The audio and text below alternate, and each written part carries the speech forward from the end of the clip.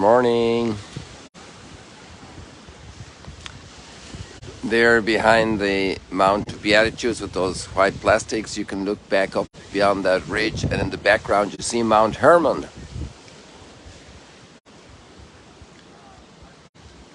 And here we have an Episcopalian community from Houston, Texas, having their morning service here at sunrise in Magdala.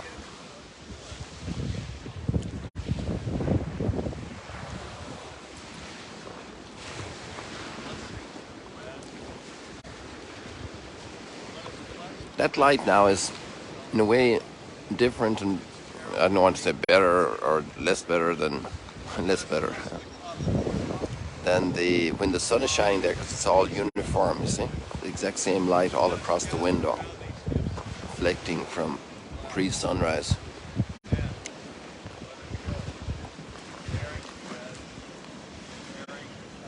So we have a very rich palette of inspirations from the readings this morning.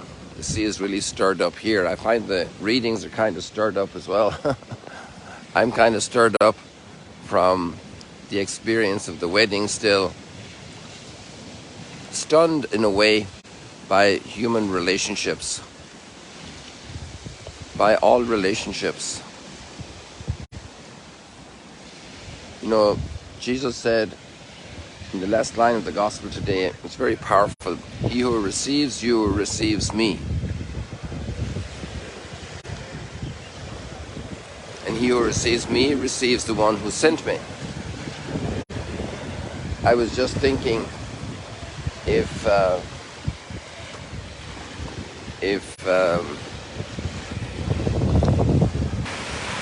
when I was a child and my mother sent me with the pork steak or the freshly made butter to the neighbors, and instead of welcoming me and receiving the butter, they set the dogs on me and sent me back. What would my parents think of that when I would come back and tell them that the neighbors sent the dogs after me and chased me away, and they were sending me with a gift? They were sending me with a gift of the latest produce from the farm.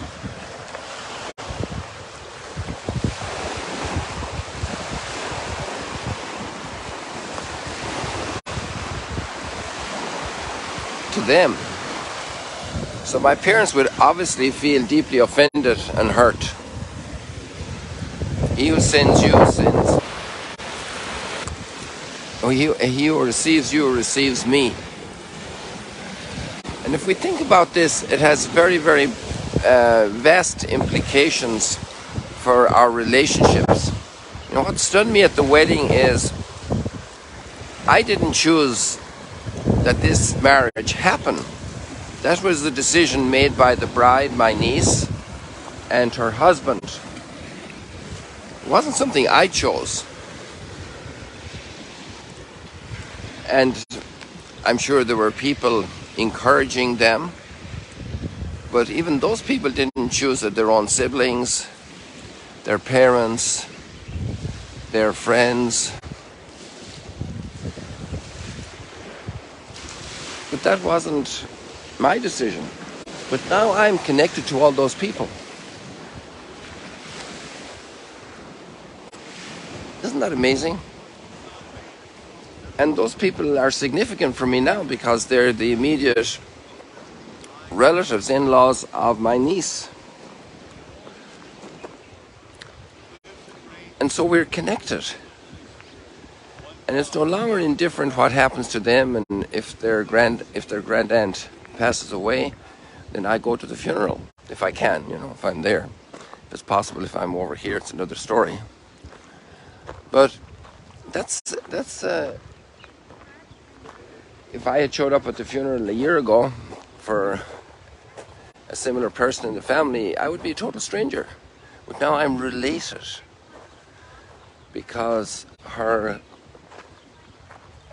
grandnephew is married to my niece. And so we're connected. And he who receives you receives me. Were I to shun one of that family, then that would impact a lot of people. How deeply we're connected. And actually this goes very well with all the relationships that are in the readings themselves today, because we have an incredible story. I was blessed to be in Cyprus twice on, let's say, a kind of pilgrimage. Usually we try to get to see a neighboring biblical land when we are here, when we have down season, which is before Christmas. And that brought us to Egypt and a few times, and to Jordan and to Lebanon. You know, Jordan is just down there. If we go down to the end of the lake, you can see Jordan at the very end of the lake. That's already Jordan, the country of Jordan. Down there at the very end. And then Lebanon, you know, we've often pointed it out, it's right to my back. Well, actually, when we saw Mount Hermon this morning, we saw a bit of Lebanon, because Mount Hermon is on the border between Syria, Lebanon, and Israel today, right up there behind the palm tree trunk. And if you go right beyond that in the distance, you see that Mount Hermon, but also all along the mountains here, that you can see in the distance, way over the restaurant. Say a prayer for the restaurant, because we're hopefully going to continue the construction of it soon. You see the mountains there in the background. That's the border with Lebanon. And so getting to know the biblical lands is good, because it helps us, after living here for so long, to understand also the connection between all these countries, the relationship in God's plan. So we have today a very interesting story, and I only discovered that in our last visit before Christmas to Cyprus, that when Paul sails from Paphos and ends up in Antioch, it's actually not a total coincidence. Because in the story of Paul in Cyprus, which is a fascinating place, he gets to meet the governor. The governor wanted to see him. The governor heard all about him, he's preaching and so forth, and the governor wants to see him. So Paul meets with the governor, and there's a fellow there that tries to block that encounter and spoil it.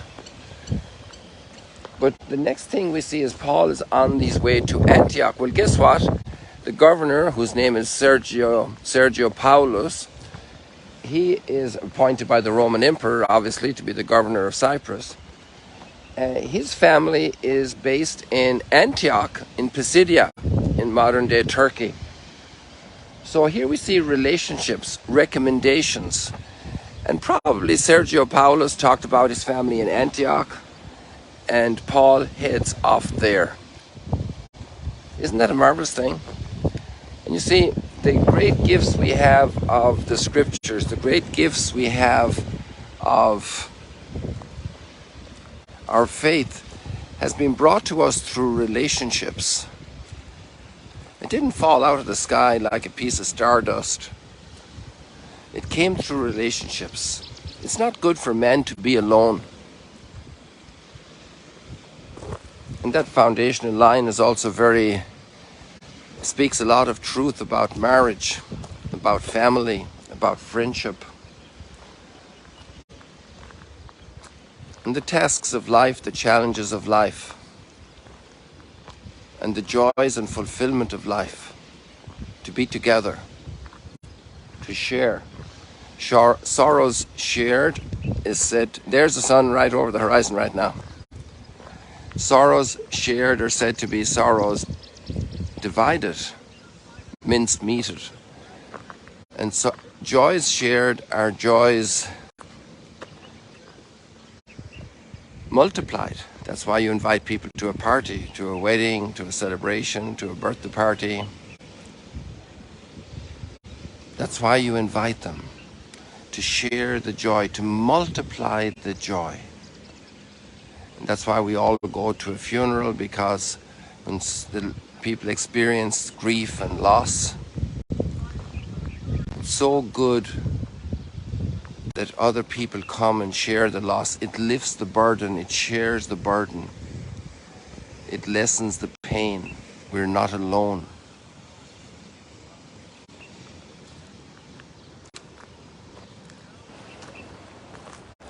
And we could ask, how did Paul ever get to Cyprus? Well, because of Barnabas. And why would he go with Barnabas? Well, Barnabas went to get him and bring him back to the community.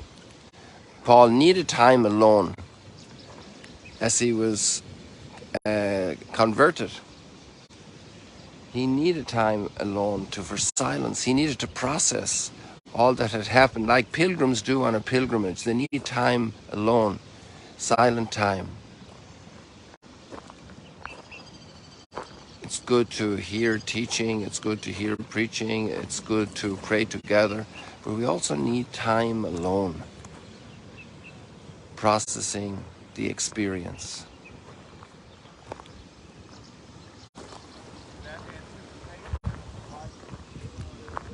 Time alone. How important is time alone?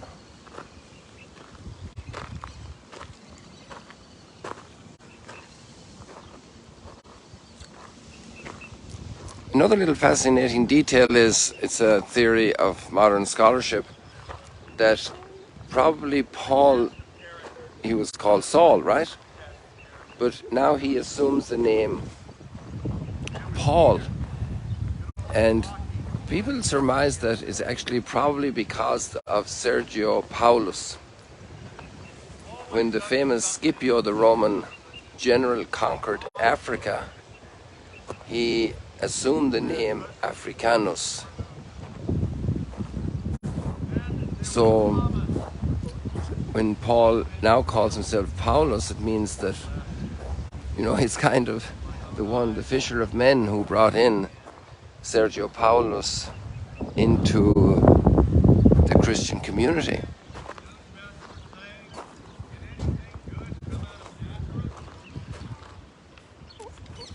Or we can hear Father Bill from here. At this distance, he has a great voice. But the wind is also helping. It's coming from the east this morning. That's why the lake is so stirred up.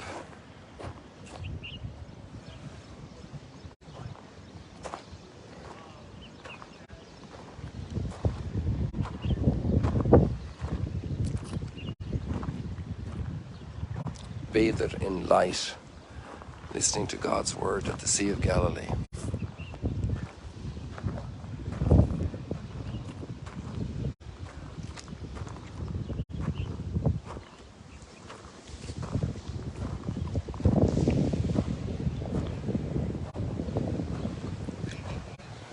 The great value of relationships.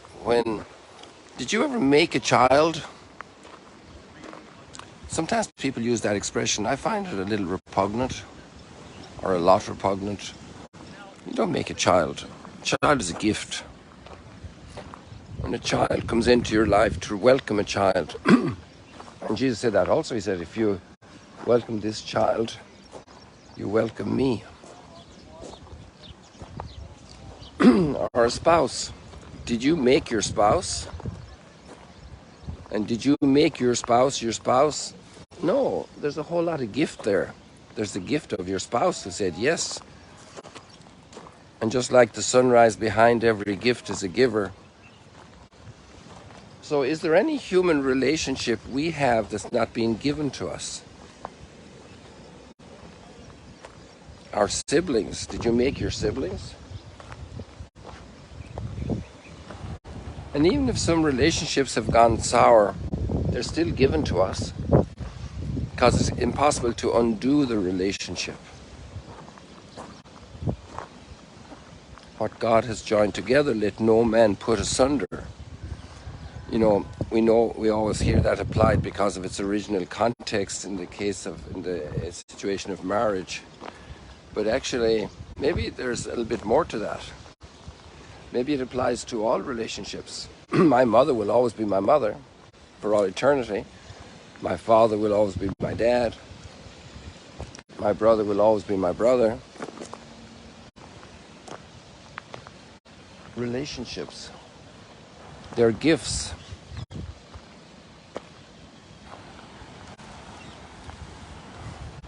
Okay, friendships can go sour. Very profound, intimate, personal relationships can go difficult, but there's still history there. And that's amazing, listening to Paul speaking in the synagogue in Antioch and the different places he went, and the way he tells the story of his people, our fathers' fathers. And they were so long in the desert, in the wilderness, 40 years. They were 450 years in Egypt. It's really amazing to see that when you read that the words today of Paul's presentation in the synagogue that we have in the reading, you're stunned at the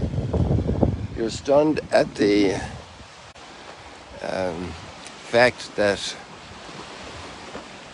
he has such a dominion of the history of his people, because that's his people. It's his relationships. Do we know our own people's history and their trials and sufferings and joys? What an incredible gift that is to us. That constitutes us as a people. The whole thought of cancellation culture is very difficult because we can't cancel people. And even if they did bad things, they're still my brother. They're still my sister. They're still my people. And maybe we have cause for shame, for humility, but they're my people.